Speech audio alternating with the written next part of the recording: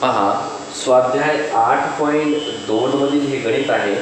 पहा पहिलं गणित काय आहे की 1.2/7 गुणाकारामध्ये 1.3/7 आणि याला म्हणे त्या पदावलीला सोडवून घ्यायचं आहे।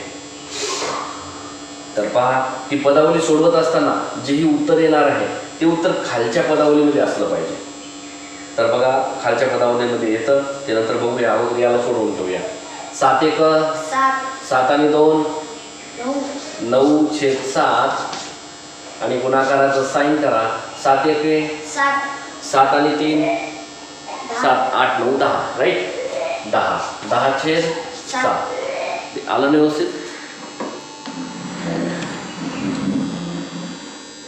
सगळ्यांना दिसलं पाहिजे व्यवस्थित। परत पुढे घ्या।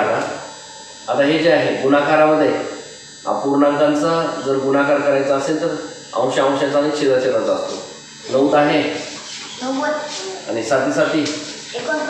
आता हा जो हे जे उत्तर आहे ना, तर हेच उत्तर सेम याचं आलं पाहिजे, खाली दिलेल्या पदावलीचं आलं पाहिजे। त्यापैकी फक्त बी नंबर ज्याचं येते पहा बी नंबर कसा आहे तुमच्या ऑप्शनमध्ये बी नंबर आहे 7 + 2 गुणाकारामध्ये 7 + 3 छेदीला 7 गुणाकारामध्ये 7। आता याचं उत्तर याच्यासारखंच येतं म्हणजे दोन्हींचंही व्हॅल्यू एकच आहे। 7 आणि 2 किती होतात? 9 7 आणि 2 9 होतात है ना।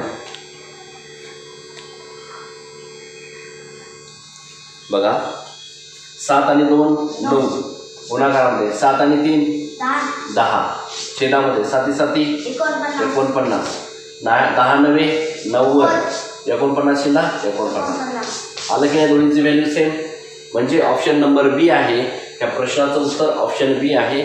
इथे आपण तुम्ही लिहून घ्या। हां स्टेप बाय स्टेप व्यवस्थित लिहून घ्या कसं सॉल्व करायचं आहे।